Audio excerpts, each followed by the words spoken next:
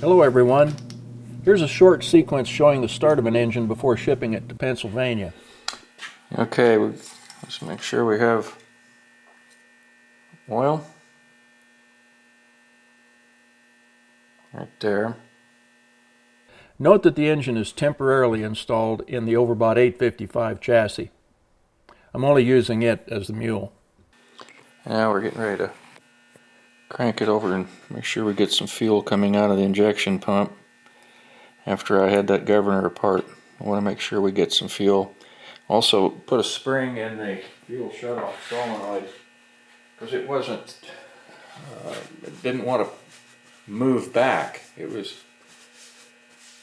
some applications have a spring on that fuel shutoff shaft, and I never found that with the John Deere application.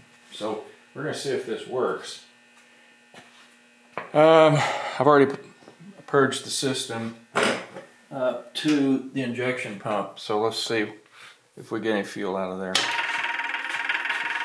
Wait a minute. Let me get a rag on it. Here we go.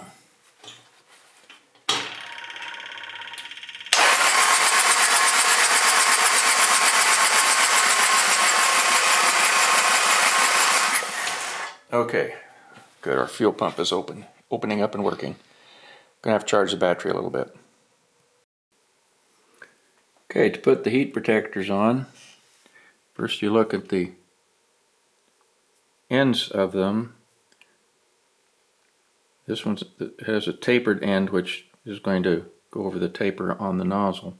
So what I do is dip the tip some diesel fuel.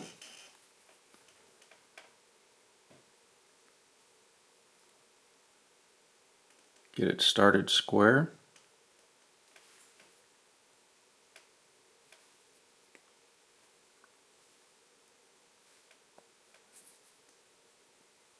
And just twist it on. It will force into place when you tighten it into the cylinder.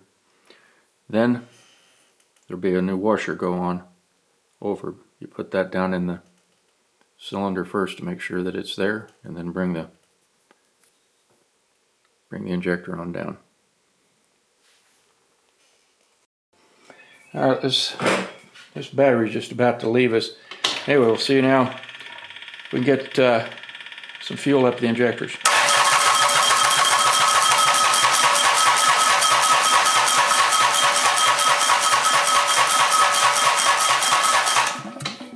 Okay, so our lines are purged. Now we'll charge up and tighten those lines and see if we can get her to start. Alright, let's try it. No time like the present. I'm not using any preheat.